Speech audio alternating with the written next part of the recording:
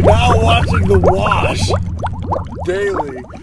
Happy Hemp Day. Today's Hemp Day. You know, there's a lot of news going on with hemp today. First of all, a hemp organization in Europe has put forth a hemp manifesto.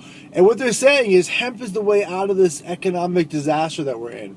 The pandemic has really been a disaster and it shut down all the economies. What they're saying is there's enough work we could get done with hemp, but at the same time, it would do things like improve the soil, it would improve the amount of plastic being put out into the earth, it would reduce pollution, it would give people something to do. When hemp plants are grown in the ground, it remediates the soil.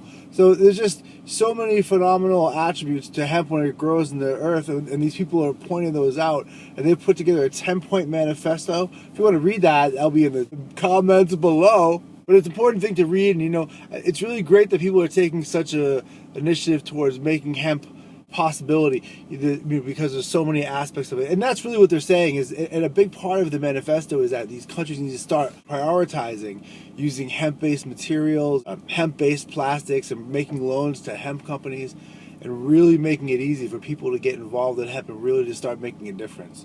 Over here in the US, there's a group really trying to make it so that the byproducts of the current hemp industry are going to be able to be used for the farm animals. You know, hemp is a really amazing thing for people to be feeding the farm animals. But you know, the thing is, in Europe, they don't have that problem because they never stopped feeding the farm animals hemp.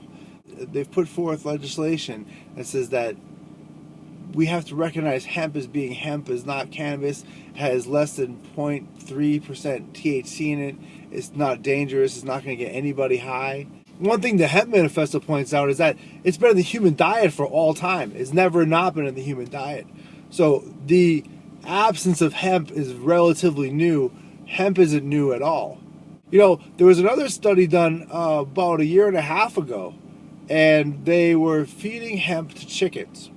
They've had some of them had soy, and some of them fed hemp. The hens they fed hemp to ended up being bigger hens and larger and producing more, healthier hens. There was certainly not any negative aspect. It was a really, really good food. So for the sake of our livestock and our farms and our country, it'd be really great if we could start using hemp again, because it's not a new thing, and it's a ridiculous idea that it could be not. The only reason why somebody would not want hemp to be fed to the farm animals if they were making money off of not feeding hemp to the farm animals.